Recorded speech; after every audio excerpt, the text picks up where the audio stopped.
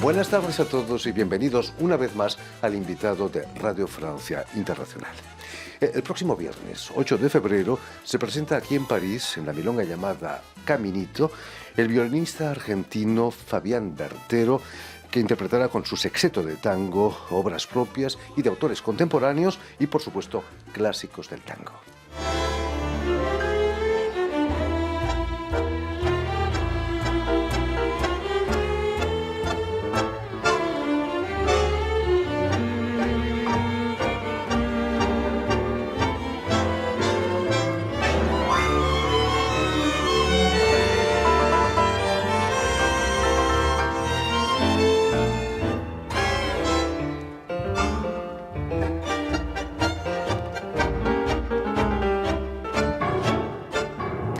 Y precisamente para hablar de estos conciertos parisinos y de su brillante trayectoria con el violín y con el tango, Fabián Bertero ha sido tan amable de venir hasta nuestros estudios. Buenas tardes, Fabián. Buenas tardes, Jordi. Un gusto estar acá. No, y sobre todo, muchísimas gracias por haber hecho el esfuerzo de venir hasta estos estudios.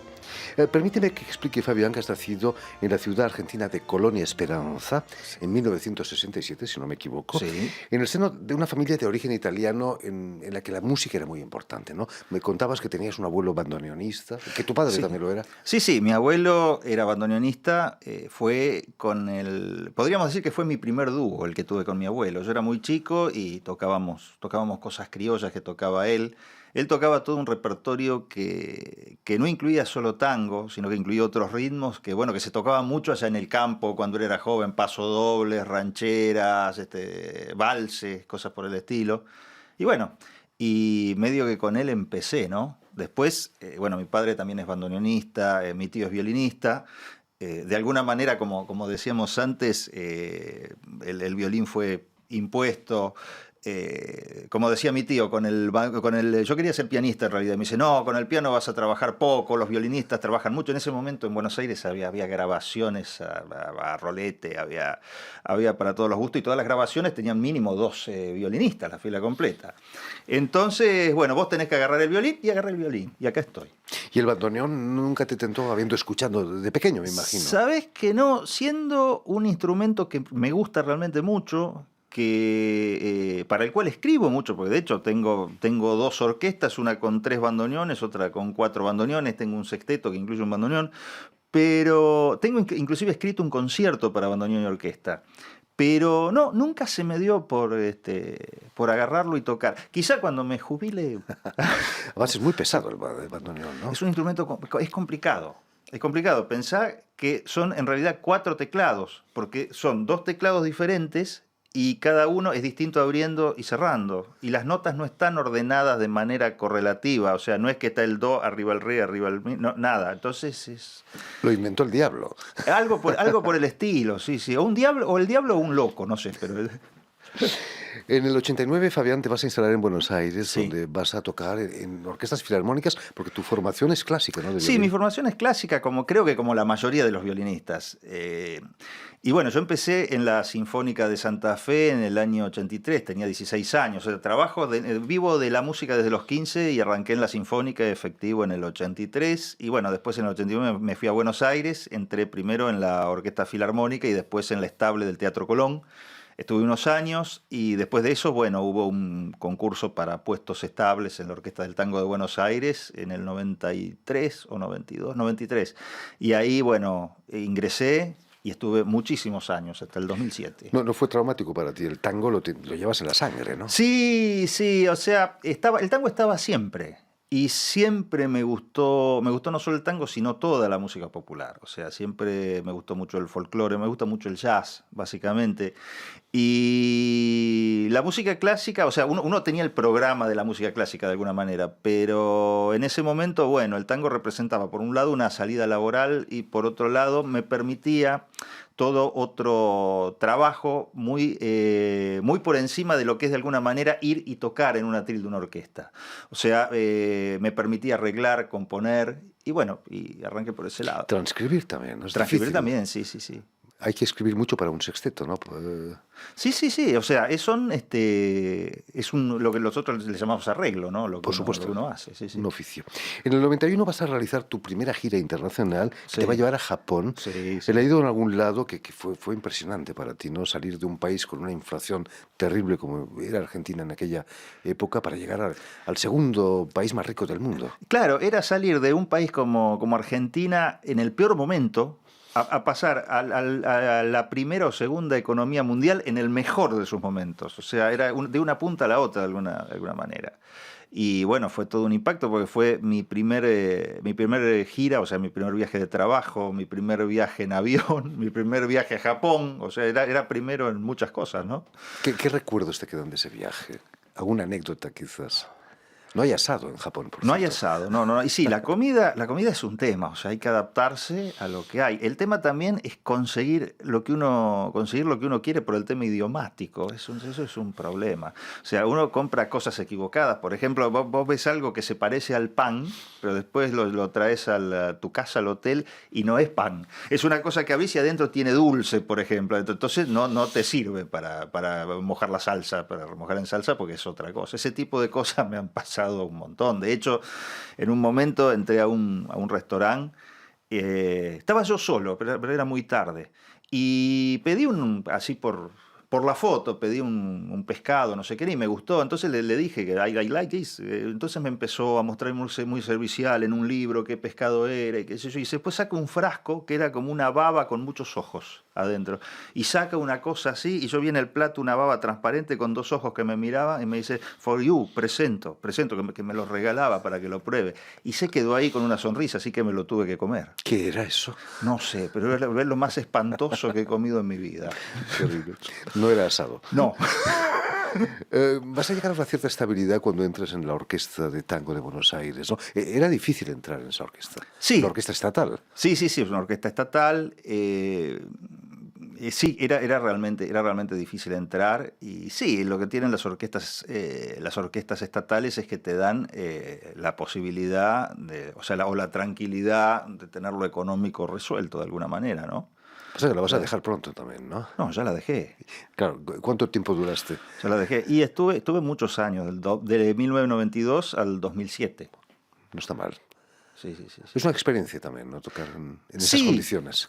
sí, sí, no, es que es muy grato, tiene sus ventajas y tiene sus cosas lindas. Lo que pasa es que por otro lado, cuando empieza a pesar más la carrera personal, o sea, el componer, el tener los propios grupos, hacer la propia música, es como que empieza a molestar de alguna manera ese tipo de trabajo. Es como hacer una cosa y vivir de otra. Empieza a hacer eso, aunque también sea música. Entonces ese es el momento de ¿Cuándo, dejarlo. precisamente, cuándo empiezas a tocar como solista?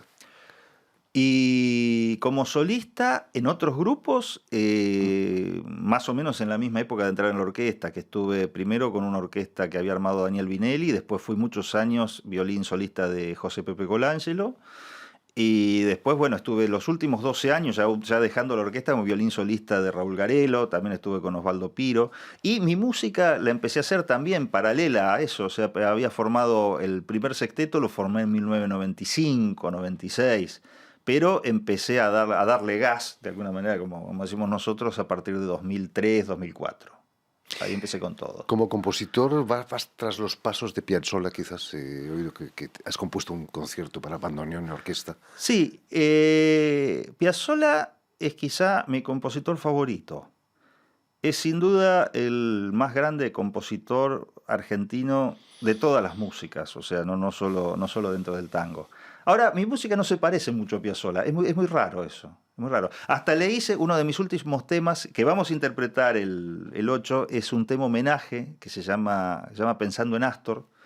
Pero en general mi música no se parece a Piazzolla y es el músico que más admiro. Quizá en lo que le siga los pasos es en la forma de concebir la música. Como vos decís, el tema de escribir, por ejemplo, un concierto para bandoneón, de tratar de que la música tenga un contenido que deje conforme no solo a la persona que va a bailar o al aficionado, sino también al músico que escucha. O sea, ir por ese lado, ¿no? De elaborar, de tratar de explotar el tango, nuestra música al máximo. Eso quizá es lo más grande que ha hecho Piazzolla en la música. O sea, despertarnos a los tangueros y a los argentinos el bichito de que el tango puede ser mucho más. Siempre puede ser más.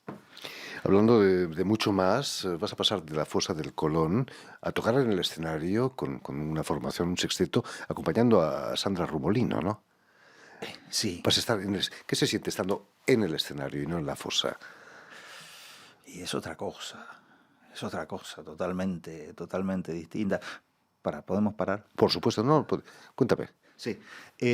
No, Sandra Rumolino yo no la acompañé. No. ¿Has tocado con Sandra? No, pues lo he leído en algún lado, quizás. ¿Sí? Sí, no importa. Cuéntanos, hablando de los conciertos aquí en París, no es la primera vez que tocas aquí en París, ¿no? No. O sea, para que me distraje. No, hablando de los conciertos aquí en París, sí. No es la primera vez que tocas aquí en París. No es la primera vez que toco, pero es la primera vez que vengo con proyecto propio. Es la primera vez que vengo. ¿Vienes con tu sexteto de Buenos Aires o has encontrado músicos aquí? No, vengo con un pianista de Buenos Aires, que es mi hijo Joaquín Bertero, y el resto de los músicos son todos músicos de acá. Uno es el bandoneonista, es en realidad italiano, estuvo en Argentina muchos años, ahí lo conocí, ahora vive en París. Tenemos un bajista argentino, guitarrista y chelista franceses. Finalmente París es la segunda capital del tango, ¿no? No es difícil encontrar siempre lo ha sido. Músicos. siempre lo ha sido, históricamente, hasta en las letras de los tangos. Siempre. Los tangueros siempre venían a París en la década del 20. Piazzolla falleció aquí en París, sí, ¿no? Sí. Hablando de discos, me has traído uno de tus últimos discos en dúo con Miguel Pereiro, piano y violín. Es la formación ideal, más íntima, ¿no?, del tango. Sí. Es como para mí tener una pata en cada lado. Por un lado, lo que es la orquesta típica, la gran orquesta, en la cual hay que hacer un arreglo y hay que estipular todo y está todo pautado hasta el último puntito de la partitura. Y el caso del dúo, que es el repertorio que de alguna manera voy a hacer aquí un poco con violín y piano también, que es la libertad total. O sea, con Miguel hemos hecho un dúo que a mí me maravilla porque él toca, o sea, el planteo es él toca lo que quiere, yo toco lo que quiero y funciona perfectamente. Entonces, fantástico. Es maravilloso. ¿Qué da sitio? Es más, muchos matrimonios funcionarían fenómenos si se pudiera hacer eso, ¿no? Sería... Sí, eso de tocar lo que uno quiere, sí, por supuesto. Cuéntanos, ¿qué da sitio para la improvisación en el tango? Hay sitio. No es sencillo. Hay que buscar determinados lugares y por ahí hacerlo de una manera abierta. Digo improvisación con el concepto jazzístico de improvisación, o sea, no de aprenderse una melodía y tocarla de memoria. Hay lugar, es difícil, pero se puede encontrar. En fin, pues de momento vamos a poder escucharte aquí en París, una milonga parisina, es fantástico, tenemos milongas aquí en París, sí. La milonga Caminito, en la que vas a tocar con tu sexteto que has formado aquí en París.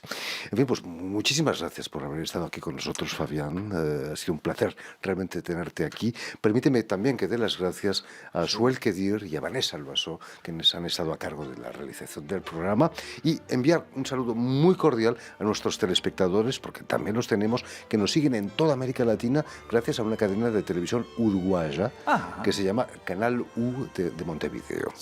Y a ustedes muchísimas gracias por su atención y les damos cita para una nueva edición de El Invitado de Radio Francia Internacional.